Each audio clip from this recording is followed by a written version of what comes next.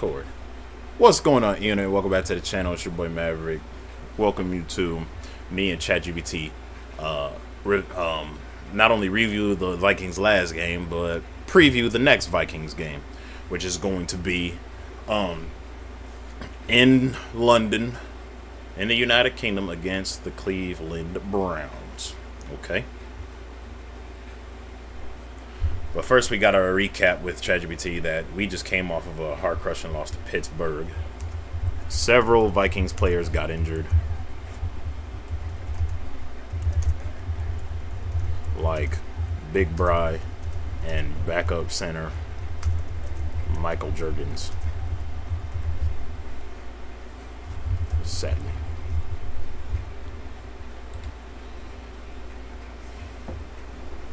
There we go. Oof, that's a tough one. A 24-21 loss is actually kind of getting that stings close, winnable, but slipped away. Big Brian backup see Michael Jurgens going means definitely the D-line and offensive line is thinner, which can affect rotations and protection schemes. Psychological factor, losing a close game like that, especially on a neutral field, international stage, can be tough on morale. But the Vikings are mentally resilient, and that heart-crushing loss can feel their fire for Week 5. Key takeaway: Minnesota needs to stay disciplined, keep the turnovers low, and rotate healthy players effectively until their stars get back. Couldn't have put it any better, my friend. Better, friend.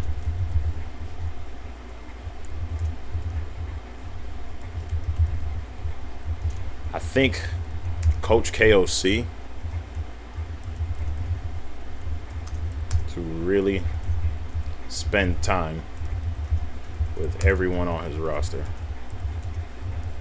just so he can use them better effectively on offense. On offense.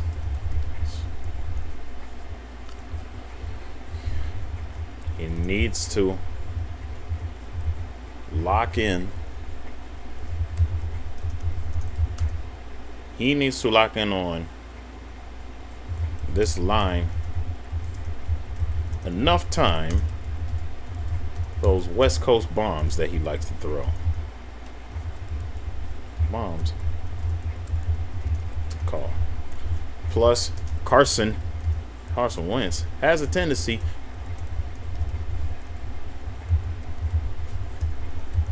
to hold on to the football way too long for passing it. You need more quick pass.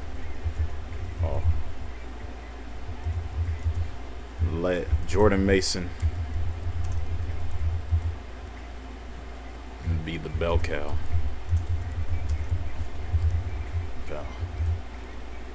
And work him in the screen game. Because we are going against the Cleveland Browns in London this week.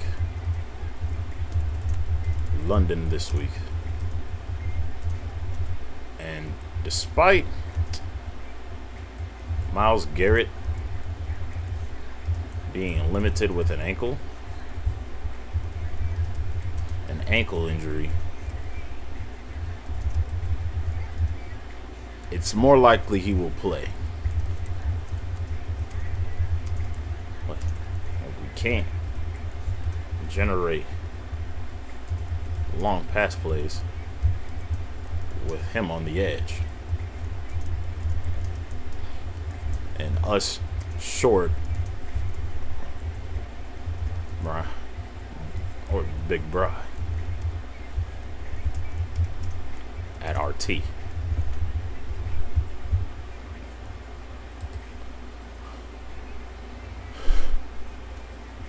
Absolutely, you nailed the core issues for the Vikings heading into Week 5 versus Cleveland in London. Let's break it down clearly.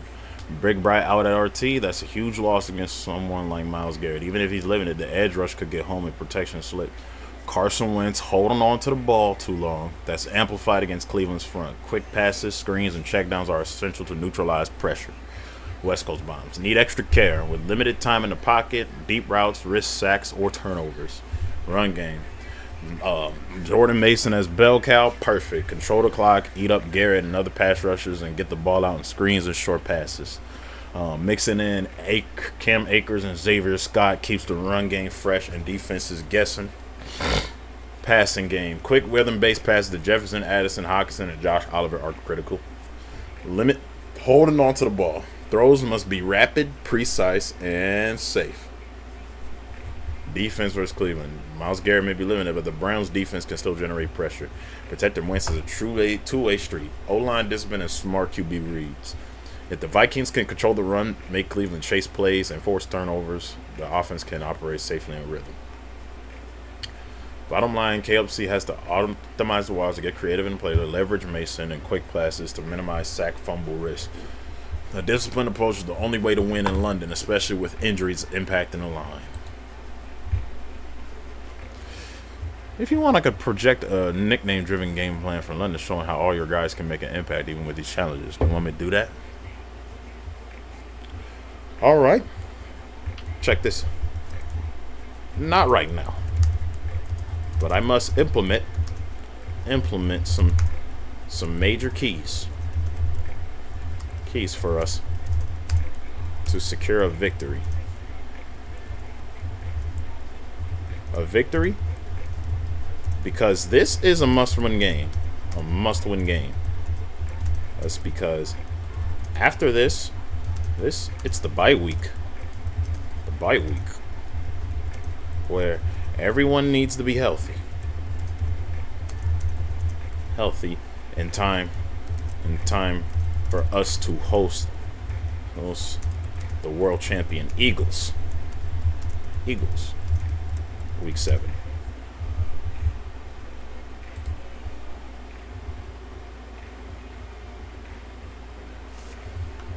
Absolutely, that London game is critical.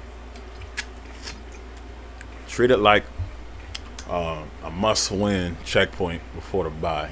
After this, the bye week gives the team a chance to heal from injuries. Big Bry, backup center, and others. A win sends momentum heading into week 7 versus the Eagles, defending home turf against the reigning champs.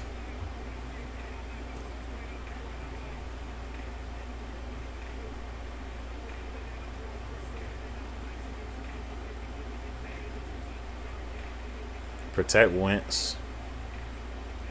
O-line quick and release passes are vital against Garrett and Cleveland's edge rush. Dang, Kyron Williams just fumbled anyway. Run game control. Jordan Mason is bell cow plus Akers Scott in rotation keeps defenses all balanced. Minimize mistakes, turnovers, penalties, and hold on to the ball too long are killers in a must-win game. Leverage the playmakers. Addison, Hawk. Oh, who just checked in? Hey, Mevy. Oh, hey, Janae. Good to see you. You're live on YouTube. You're live on Twitch. But I'm also recording for YouTube because this is me breaking down the next game we have. My Minnesota Vikings have in London, England.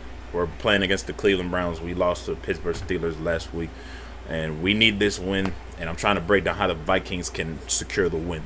So, if you want to hear a guy blab on about football, you came to the right place. If not, just sit back, relax. I'll play a game in a bit, so that way my itching to play game thumbs can be satisfied, and you guys can be satisfied because you guys love it when I play games normally, okay? So, yeah. How are you doing, though, beautiful? You still in the midst of moving, or did you get everything well out your boxes and all that and put away? Let me know. Matter of fact, I'm going to keep up with you on my cell phone. Because this screen is very big, and I can't read chat like this. So,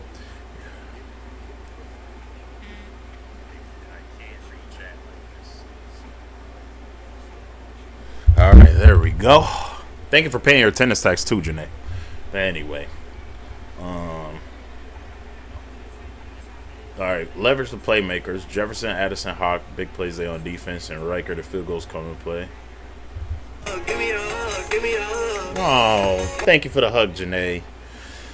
Nah, still moving and struggling. It's been a rough day. Just want to stop and make sure my night routine was complete. You know, I'm glad you treat me as such. You know, every Tuesday and Thursday night. You know what I'm saying?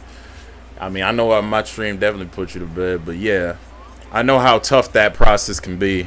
Even though I haven't moved anywhere since I was a wee lad, but you know, them U-Hauls were crowded for your boy, and that does a lot for me because I'm on the spectrum. So, but yeah, how's your day going? Me, I spent the last 24 hours fasting, and I just had some White Castle burgers to celebrate the end of it, and I had a Sprite, not Sprite. I had a Pepsi too.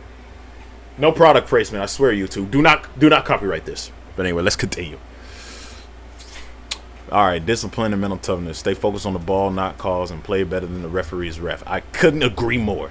Locking in on those key sets of the Vikings to survive in London, to come out healthy after the bye. You're ready to challenge the Eagles at US Bank. Skull mindset. Treat London as a controlled battlefield. Execute the keys and let the bye week recharge the squad. All righty, I'm going to do this. The Vikings have to come. The Vikes were semi-disadvantaged last week.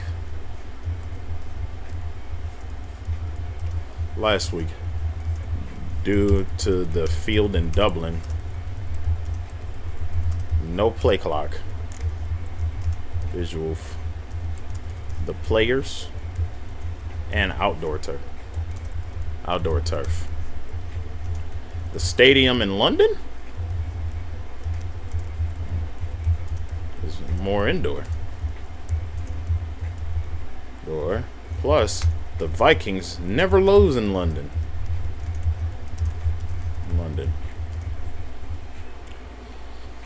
Never lost in London before. So they got quite an advantage here.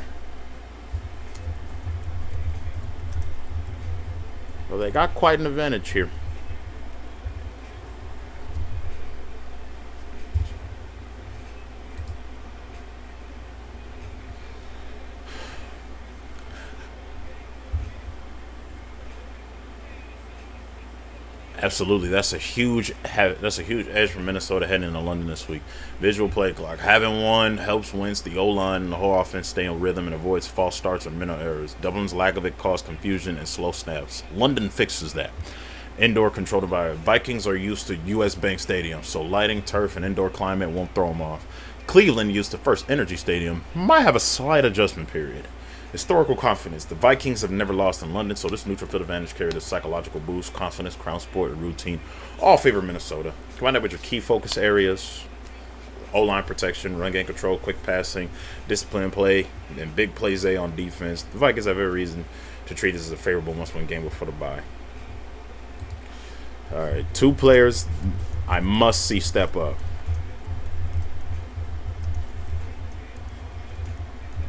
TJ Hawkinson and IPJ.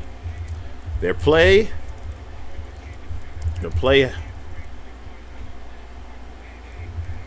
hasn't been too good lately. The play hasn't been satisfactory lately.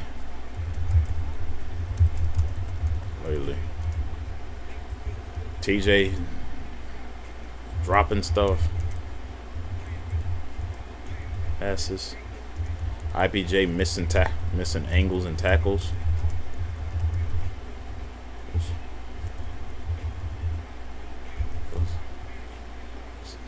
It's been a struggle.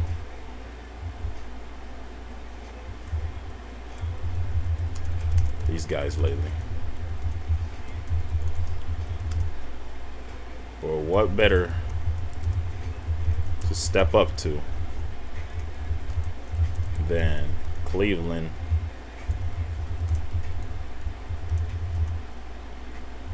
a rookie in Dylan Gabriel.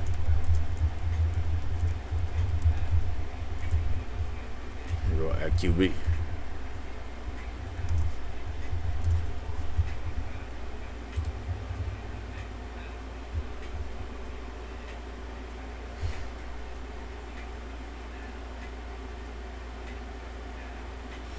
Absolutely.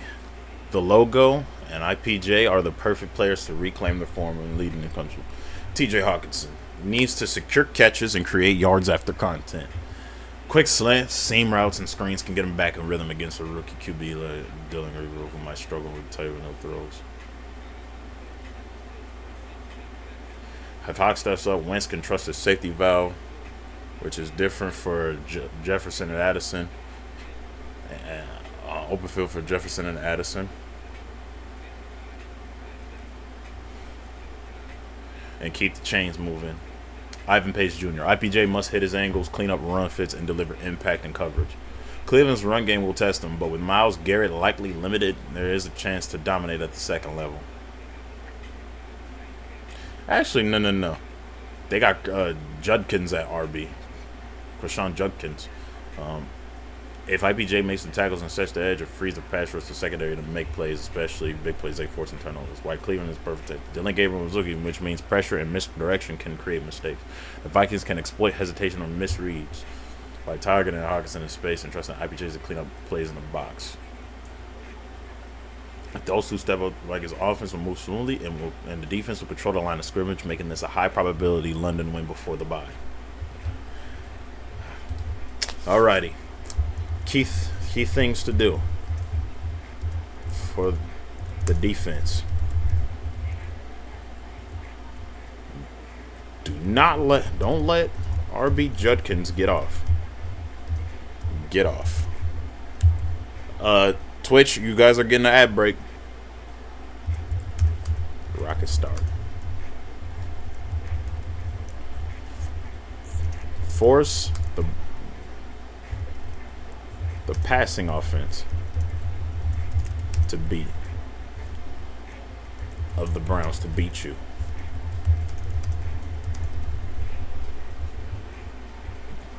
Right. Absolutely, that's Tape puts defensive game plan on Instagram. His name is Quinshon Judkins, right? Quinshon Judkins. Yep, Quinshon Judkins.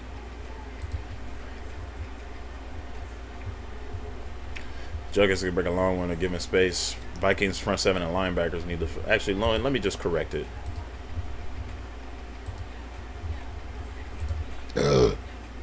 Quinshon.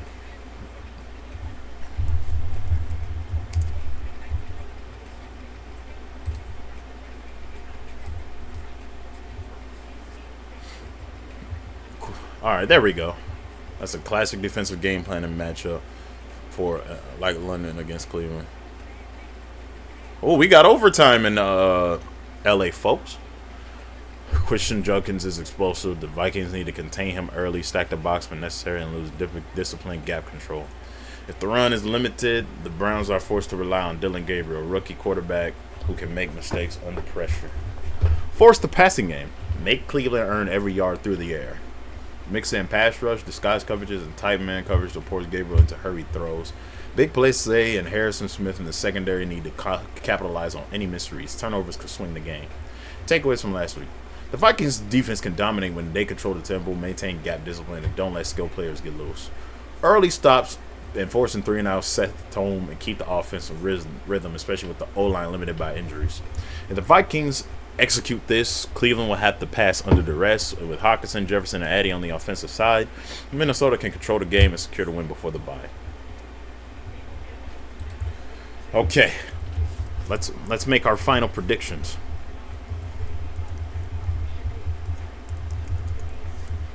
Final predictions. Since KOC is a great offensive mind, I trust him to game plan effectively. Lead with quick passing, and run games early, and run games early, especially in the middle of the field, middle of the field. Jettas drop the Addy. Should have good games. A good game. Hawk should redeem himself. If Wentz can learn to get rid of the ball fast, as knowing the O linemen are full of mostly backups, and if Coach Flo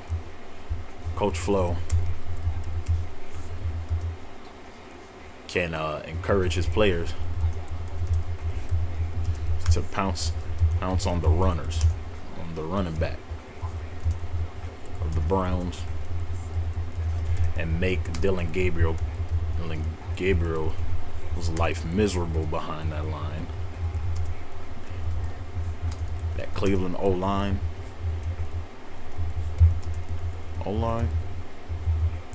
The Minnesota Vikings should be able to, and it cause chaos.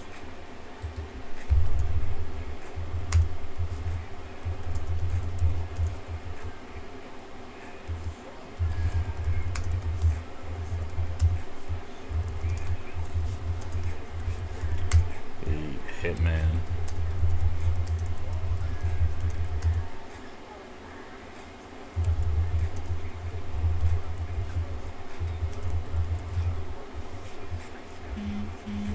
Minnesota Vikings should get an ugly win here.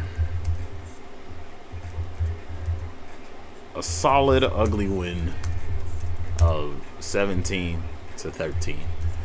Reason why both teams have great defenses, and it will come down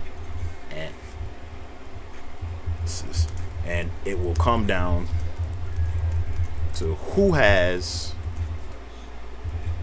the offense that's most likely to explode. And I trust the Vikings offense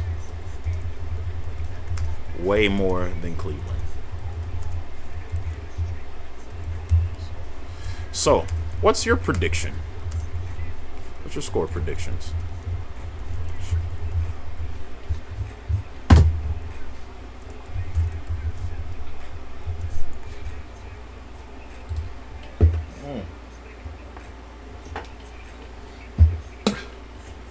I love the breakdown. Every key is spot on and your reason. It makes a lot of sense. Let's look at the prediction.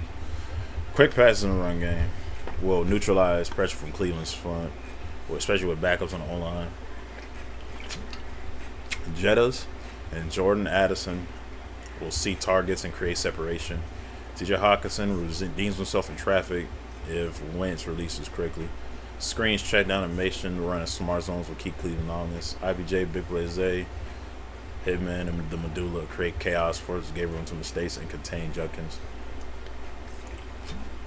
Double teaming Jerry Jeudy ensures he doesn't torch the secondary. Turnovers and sacks will be limited, but every play counts in a low-scoring, grinded-out game. Prediction logic, both defenses are strong, so points will be hard to come by. Minnesota offense have more weapons and cohesion, so they edge out Cleveland. Final projected solid, ugly win. Minnesota Vikings 17.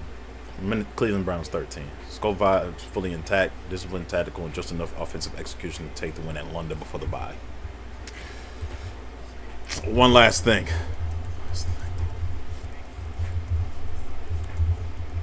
Skull Vibe. Let's get this must-win game under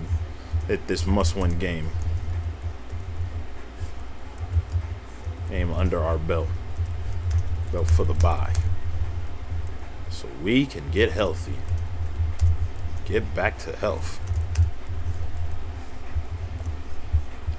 Skull Vikings. Skull Vikings. This London must-win is all about setting stage for the bye. Quick passes, Mason and Akers running the ball, Jettas, Matt, Addy, and Hawkinson getting more open. Defense contained Judkins. Pressure Dylan Gabriel, force turnovers, and let big plays hit man IPJ in the medulla, make game-changing plays. Discipline, no penalties, stay focused, play smarter in refs, and execute under control. Health, get key guys rested and ready for the Week 7 showdown versus the Eagles. If all keys are executed, Minnesota walks out of London with a hard-fought 17-13 victory and the momentum going into the bye. J.J. Mack is J.J. McCarthy.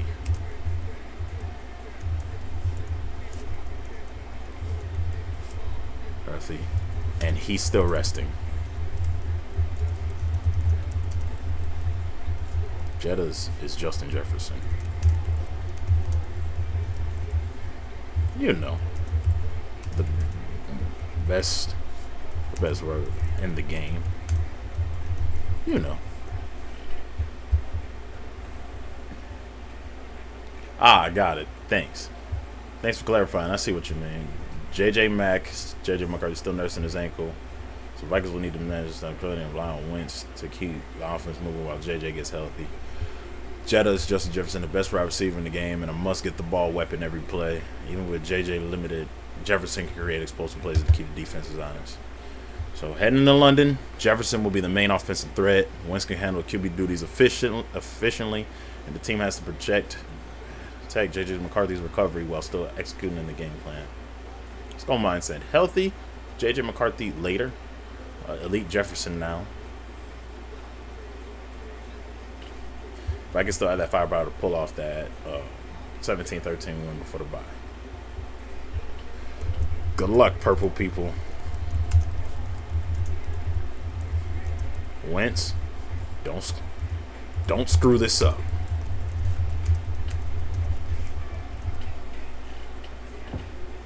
That's all I'm going to say. Amen, Skull Nation. Wentz has to be sharp, quick passes, protect the ball, trust Jefferson, Addison, and Hawkinson. Defense, lock down Judkins, pressures Gabriel, and force Cleveland to beat them through the air. Discipline and energy win this game. Penalties and turnovers can't creep in. Vikings have the weapons, the plan, and the mental edge. If they execute, London belongs to Minnesota. Skull Vikings, let's get this win. I couldn't agree more. With that being said, thank you all for joining me. If you guys enjoyed this, don't forget to leave a like, comment, and subscribe, hit the notification bell, so you know below. And I'll see you all next week for not only predictions, but we're not going to predict any Vikings game because we are going on bye next week. So join me yet again. Till then, take care, y'all. Deuces.